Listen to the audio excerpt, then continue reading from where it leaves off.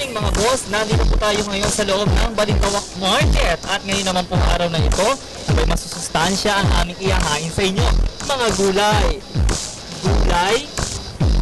A lots of gulay. O di ba tingnan natin kung nasa magkano na ba ang presyo ng mga ito. Kung nagbago na ba ngayong papalapit na itong birthday ko daw. Ay, hindi, joke lang. Hindi. Oy, happy birthday. Pero ito nga dahil nga pasokan na, tingnan natin kung nagbago na ba itong presyo ng ating mga bilihin. Magandang umaga po. Ayan, okay po. Tanongin lang po namin kung nasa magkano na po ito po sibuyas po. 40 po ang kilo. Dito naman po sa mga sibuyas ko na ganito, parang violet na yatang kulay. Pula. Nasa magkano po? 52 po. Kilo. Yan talaga mga boss. Pero mura naman po, hindi pa naman nagtataas. Hindi pa naman nagtataas. Ngayon, bumaba na po. Okay po, dito naman po sa ating pong mga bawang. Sa mga bawang po, nasa magkano po?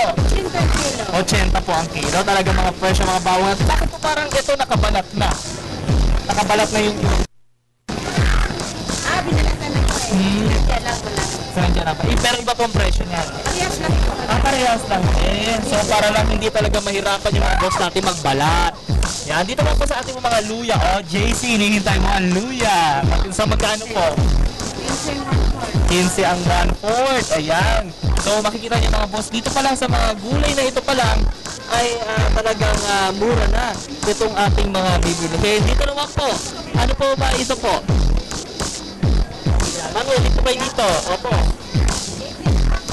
Opo, hindi ang 1/4. Ayan. Ito po mga labanos. 30 ang 1 kilo sa mga labanos. So, di ba mga boss?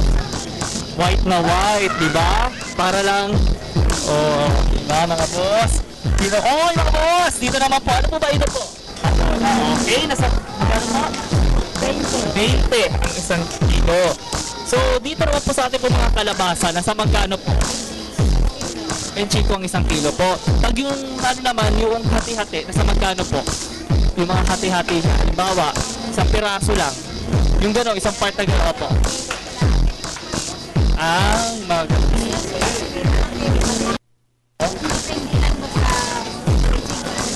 Nasa 25 ang 1 kilo po. Dito naman po sa parehas lang din po. Diba mga boss, talagang 20 sa mga ganito. Pag ako kaya nainis, pwedeng pamalo. Huwag kayong ganyan.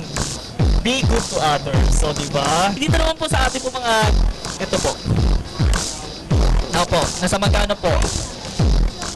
8 po ang 1/4. Sa mga okra po, Yan, sa mga okra, 8 ang 1/4. Talaga na mga murang-mura sa ating mga gulay. Diba mga boss, kung gusto nyo magpaktot, 8 lang din po dito sa mga ampalaya po na ganito at sa mga talong. Di ba kakaibang talong? Dito po, pang ano po ba sa mga langaw ito? Saluyo. Sa magkano po? 5 piso po ang tali. Di ba pag gusto nyo talagang magwasiwas na mga langaw dyan, di ba? Pwede nyo gamitin. Kapag hindi nyo gagamitin. Diba? Dito po, sa magkano po? 10 piso po. Di ba? Isang ganito na 10 piso. Sa pa kayo makakahanap dito pa lang sa Balintawak, makakatipid na. Ngayon po ay bumaba. Ayun nga po, bumaba po talaga ito pong mga bilihin. So, dito naman po sa ating mga bagoong nga pala, 15 pesos po ang bagoong. Talaga naman makakamura ka sa ating pong mga bibilihin dito po sa Balintawak Market. Maraming salamat po. Yan po muna ang pinakahuling mga presyo na ating po mga bilihin dito po sa Balintawak Market.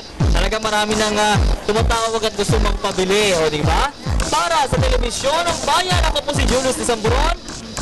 Good morning, boss!